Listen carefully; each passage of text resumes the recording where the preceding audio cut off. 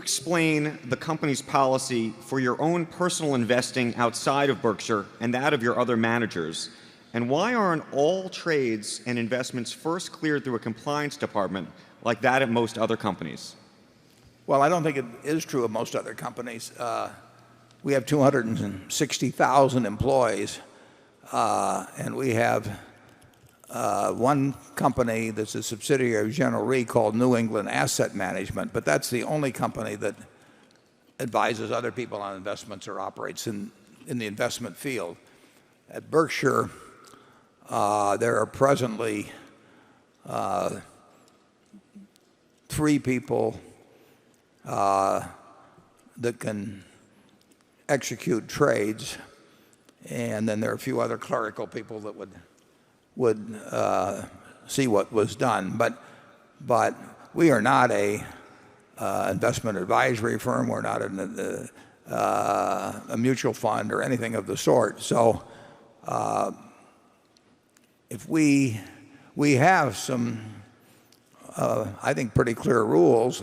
They're going to be looked at, again, I can assure you, by the audit committee. But in terms of the code of conduct, code of ethics, and insider trading rules, which go to the managers, I don't think there's anything ambiguous in those. Now, to extend those beyond, I don't know, Mark, how many people those go to, but whether 60 or 70 or something, I'm not sure the number. The problem with rules, is, you've got to have them, and we emphasize not only the letter of them, but the spirit. That's why I write that letter every couple of years. I was on the audit committee, for example, of Coca-Cola. And Coca-Cola has about 1/5 as many employees, or did then, had about 50,000, had about 1/5 as many employees as Berkshire. And each time the audit committee met, we had 8 or 10 code violations. People, if you take Berkshire at 260,000 people, that's about the number of households in the greater metropolitan Omaha. And perfect as we like to think we are in Omaha, I will tell you there's a lot of things going on in Omaha right as we sit here that do not match the rules. So it's a real problem. Now, the problem, obviously, with the Sokol thing is that it hit very, very high up, but we had a case some time back where a fellow that was a friend of mine, vice president, one of our subsidiaries, and like I say, a personal friend, and we supplied the evidence that sent him to jail. It has happened. We had as I remember, some years ago, I think it was in Woodbury, New York, we may have had a woman arrested in the offices just because we want to make very clear, that we mean business. And as the audit committee said, that this is not public relations, this is reality. Here's a letter that went out from Johns Manville. I didn't know anything about it till Todd Rava gave it to me the other day. But it describes dated April 27th. And it said, the audit committee clearly found that Mr. Sokol compromised the integrity-related values of both Berkshire and JM have worked so hard to ingrain in the fabric of both companies. This should serve as a tragic lesson learned for every employee in JM. And then in boldface, there are no gray areas when it comes to integrity. And it goes on. So we hope to get some value out of this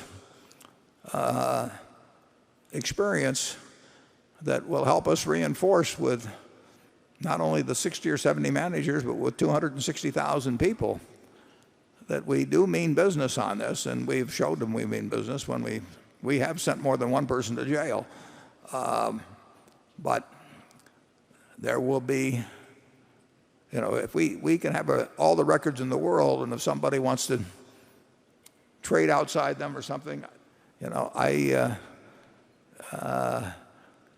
they're not going to tell us they're trading in their cousin's name. It just doesn't work that way. And we will have occasions in the future when people do wrong things.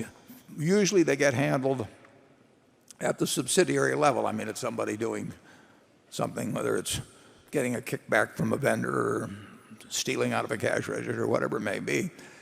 And then, we get the occasional mega one, which is very painful. But we will, if there's anything we can do in the rules that will make it even more explicit or get across further the idea that rules are not made to be danced around, but rather that the spirit of them extends beyond them, we want to be sure we do it.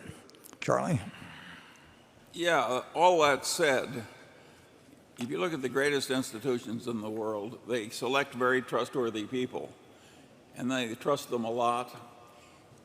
And it's so much fun to be trusted, and there's so much self-respect you get from it when you are trusted and are worthy of the trust, that I think your best compliance cultures are the ones which have this attitude of trust. And some of the ones with the biggest compliance departments, like Wall Street, have the most scandals. So it's not so simple that you can make your behavior better automatically just by making the compliance department bigger and bigger and bigger. This general culture of trust is what works. And Berkshire hasn't had that many scandals of consequence.